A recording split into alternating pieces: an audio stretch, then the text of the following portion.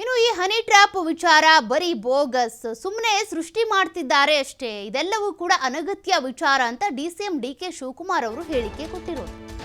MLC Rajanna CM ಭೇಟಿ ಮಾಡಿದ್ದಾರೆ. ಈಗಾಗಲೇ ಎಂಎಲ್ಸಿ ರಾಜೇಂದ್ರ ಅವರು ಜೊತೆಗೆ ಸಚಿವ ರಾಜಣ್ಣ ಇಬ್ರು ಕೂಡ ಸಿಎಂ ಸಿದ್ದರಾಮಯ್ಯನವ್ರನ್ನ ಭೇಟಿ ಮಾಡಿದ್ದಾಗಿದೆ.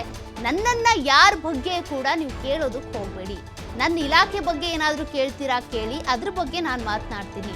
ಸಿಎಂ ಅಂತ ಅಂದಮೇಲೆ ಅವರನ್ನ ಎಲ್ಲರೂ ಕೂಡ ಭೇಟಿ ಮಾಡ್ತಾರೆ. ಯಾವುದೇ ಪ್ರಶ್ನೆ ನನ್ನನ್ನು ಕೇಳೋದಕ್ಕೆ ಹೋಗಬೇಡಿ ಈ ವಿಚಾರಗಳ ಬಗ್ಗೆ. ನನ್ನ ಇಲಾಖೆ ಬಗ್ಗೆ ಏನಾದರೂ ಪ್ರಶ್ನೆ ಇದೆಯಾ ಕೇಳಿ, ಅದಕ್ಕೆ ನಾನು ಉತ್ತರ ಕೊಡ್ತೀನಿ. ಬಟ್ ಸಿಎಂನ ಇವ್ರು ಭೇಟಿ ಆದ್ರು ಅವ್ರು ಭೇಟಿ ಆದ್ರು ಅದ್ರ ಬಗ್ಗೆ ನಾನು ಮಾತನಾಡಲ್ಲ ಅಂತ ಡಿಕೆ ಶಿವಕುಮಾರ್ ಅವರು ಗರಂ ಆಗಿದ್ದಾರೆ.